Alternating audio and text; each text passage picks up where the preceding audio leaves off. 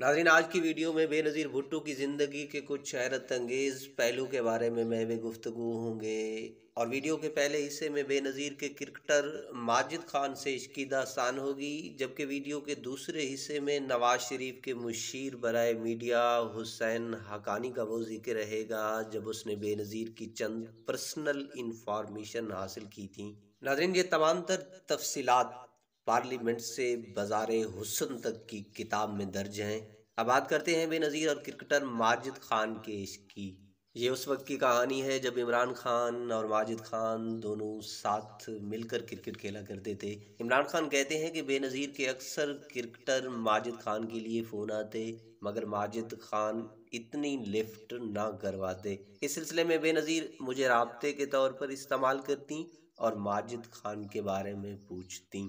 एक बार यूँ हुआ कि हम बरतानिया में खेल रहे थे, माजिद खान भी टीम में थे। शेड्यूल ये था कि हमने बरतानिया से वापस पाकिस्तान और फिर एक नुमाइशी मैच खेलने के लिए हॉलैंड जाना था।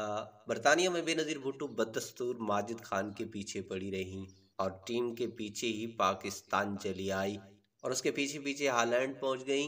वहां जाकर उसे पता चला कि माजिद खान तो टीम के साथ आए ही नहीं, वो तो पाकिस्तान में रुक गए हैं। वहां पहुंचकर इमरान खान कहते हैं कि मैं बता नहीं सकता ये सूरत हाल जानने पर पिंकी की क्या हालत हुई थी। एक और वाक़या बहुत ही मशहूर है कि 1988 के इंतखाबात में जब नवाज शरीफ पंजाब के वज़ीर आला थे और हुसैन हक्कानी उनके मुशीर बराए मीडिया थे, उस वक्त हुसैन हक्कानी ने इंतखाबात के दौरान बेनज़ीर भुट्टो और उनकी वालदा नुसरत भुट्टो की नीम अरियां तस्वीर पर मबनी इश्तारात शाया किए थे। और जब मियाँ साहब वज़ीर आज़म बने तो हक्कानी साहब उनके खसूसी मुआवन थे। वो ख़ास तौर पर हिंदुस्तान और इंग्लिस्तान गए और बेनज़ीर भुट्टो के बारे में काबिल इतराज़ मवाद जमा करते रहे।